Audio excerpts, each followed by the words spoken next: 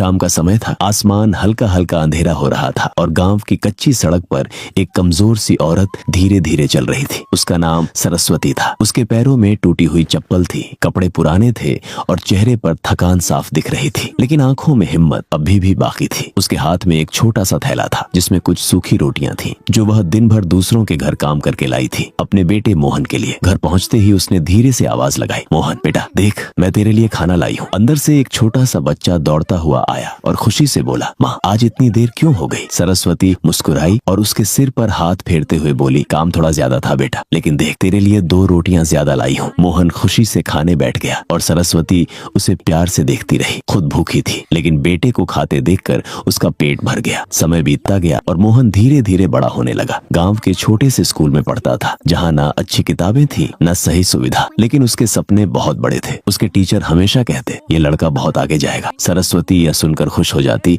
और चुपचाप भगवान से प्रार्थना करती, मेरे बेटे की जिंदगी आसान कर देना। लेकिन जिंदगी आसान नहीं थी। मोहन की पढ़ाई के लिए पैसे चाहिए थे और सरस्वती के पास कुछ भी नहीं था। उसने अपने पुराने गहने बेच दिए जो उसके पति की आखिरी निशानी थे। कई बार ऐसा होता कि वह खुद भूखी रह जाती, लेकिन मोहन को कभी भूखा नहीं सोने देती। उसने अपने बेटे को कभी यह महसूस नहीं होने दिया कि वह कितनी मुश्किलों में जी रही है। एक दिन मोहन ने कहा, माँ अगर मैं शहर के बड़े कॉलेज में पढ़ लूं तो मेरी जिंदगी बदल सकती है। सरस्वती ने बिना सोचे तुरंत कहा, तू बस पढ़ाई कर बेटा, बाकी मैं संभाल लूंगी। लेकिन पैसे बहुत ज्यादा थे। उस रात सरस्वती सो नहीं पाई। सुबह होते ही उसने अपना छोटा सा घर गिरवी रख दिया। जब उसने पैसे मोहन के हाथ में दिए तो बस इतना कहा, जा बेटा अपने सपनों को पूरा कर, माँ हमेशा तेरे साथ है। मोहन की आंखों में आंसू आ गए। माँ मैं एक दिन बहुत बड़ा आदमी बनूंगा, आपको कभी दुख नहीं होने दूंगा। मोहन शहर चला गया। शुरुआत में उसे बहुत मुश्किल हुई, लेकिन धीरे धीरे वह सब सीख गया। पढ़ाई में अच्छा करता गया, नए दोस्त बने, नई दुनिया मिल गई और धीरे धीरे वह अपनी पुरानी जिंदगी भूलने लगा। पहले वह हर हफ्ते माँ को फोन करता था, फिर महीने में एक बार और फिर कभी कभी। उधर गांव में सरस्वती हर शाम दरवाजे पर बैठकर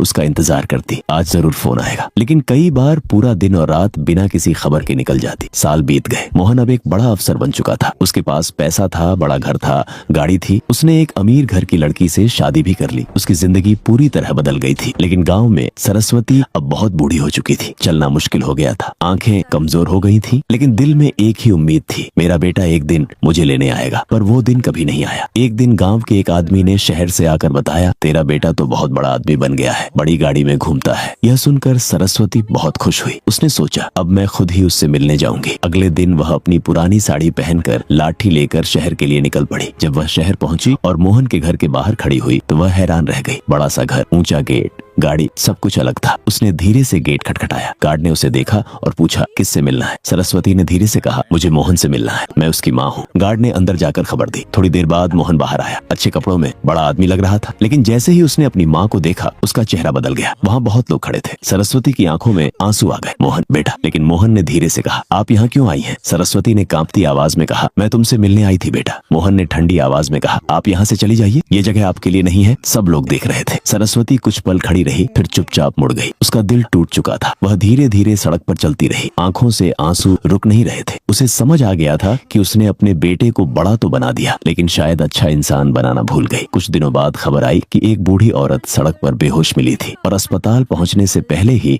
उसकी मौत हो गई। किसी को उसका नाम नहीं पता था, लेकिन उसके हाथ में एक पुरानी फोटो थी जिसमें एक छोटा बच्चा उसकी गोद में हंस रहा था। जब यह खबर मोहन तक पहुंची और उसने वह फोटो देखी तो उसके पैरों तले जमीन खिसक गई। वह दौड़ता हुआ वहां पहुंचा, लेकिन अब बहुत देर हो चुकी थी। उसने फोटो को हाथ में लिया और वहीं बैठकर रोने लगा। आज उसके पास सब कुछ था, लेकिन जिसकी वजह से था वो नहीं थी। और उसे समझ आ गया, सबसे बड़ी गरीबी पैसे की नहीं होती, सबसे बड़ी गरीबी होती है अपने माँ बाप को भूल जाना।